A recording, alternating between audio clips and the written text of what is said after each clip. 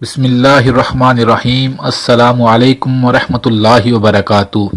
میرے بھائیوں اور بہنوں، آئیے آج جنت کے 8 دروازوں کے نام سنتے ہیں اور جانتے ہیں کون کون سا خوش نصیب کس کس نیکی کی وجہ سے کس دروازے سے اللہ کی جنت میں داخل ہوگا۔ بخاری کی روایت کے اندر میرے پیارے نبی صلی اللہ علیہ وآلہ وسلم نے فرمایا، لوگوں، جنت کے 8 دروازے ہیں اور ان دروازوں کے نام بھی حدیث کی کتابوں میں بتائے۔ سب سے پہلا جنت کا دروازہ جس کا نام باب الصلاۃ ہے، جس میں وقت پر نماز پڑھنے والے، سجدہ کر کے اللہ کو راضی کرنے والے باب الصلاۃ دروازے سے اللہ کی جنت میں داخل ہوں گے۔ جنت کے دوسرے دروازے کا نام باب الصدقہ ہے، جس سے اللہ کی راہ میں صدقہ کرنے والے، زکوٰۃ دینے والے، اپنے مال سے غریبوں کی مدد کرنے والے اور اپنے غریب رشتہ داروں کی مدد کرنے والے، وہ خوش نصیب اس دروازے سے اللہ کی جنت میں داخل ہوں گے۔ جنت کے ایک دروازے کا نام باب الذکر ہے، جس میں کثرت کے ساتھ اللہ کا ذکر کرنے والے اور اپنی زبانوں کو ذکر کر کے میٹھا کرنے والے اس دروازے سے اللہ کی جنت میں داخل ہوں گے۔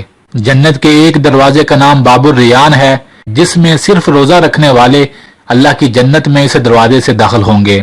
سبحان اللہ۔ جنت کے ایک دروازے کا نام باب الایمان ہے، اس سے وہ خوش نصیب اللہ کی جنت میں داخل ہوں گے جو اللہ پر مکمل ایمان، بھروسہ اور یقین رکھتے ہوں گے۔ جنت کے ایک دروازے سے وہ خوش نصیب داخل ہوں گے جو اللہ کی راہ میں ستائے گئے ہوں گے۔ جنت کے ایک دروازے کا نام باب الحج ہے، جس سے حج کرنے والے، اللہ کے گھر کا دیدار کرنے والے جنت کے اس دروازے سے اللہ کی جنت میں داخل ہوں گے۔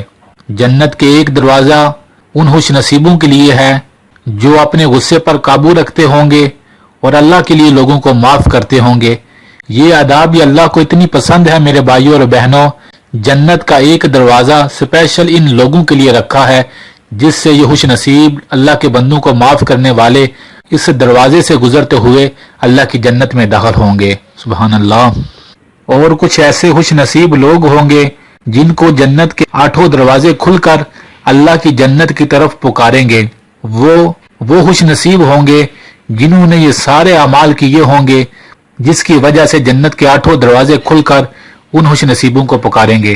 اور ایک وہ خوش نصیب ہوگا، مسلم کی روایت کے اندر میں نبی صلی اللہ علیہ وسلم نے فرمایا، جو شخص بہترین طریقے سے اچھے انداز سے وضو کرے اور وضو کرنے کے بعد کلمہ شہادت پڑھے، جب یہ خوش نصیب بھی جنت کے دروازوں پر پہنچے گا تو جنت کے 8 دروازے اس خوش نصیب کے استقبال کے لیے کھل جائیں گے۔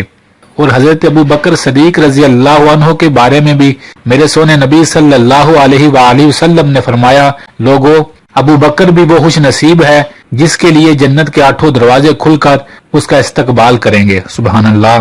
اور وہ عورت جو روزے رکھے اور نماز پڑھے اور اپنے خاوند کی فرما برداری کرے، اس خوش نصیب عورت کے لیے بھی کل قیامت کے دن جنت کے 8 دروازے کھل کر اس کا استقبال کریں گے۔ سبحان اللہ۔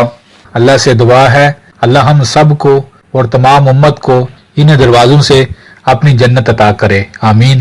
اور ہمیشہ جنت کے لیے دعا مانگا کریں کہ اللہ ہمیں جنت عطا فرما، کیونکہ یہ سنت سے ثابت ہے کہ اللہ کی جنت کے لیے دعا مانگی جائے۔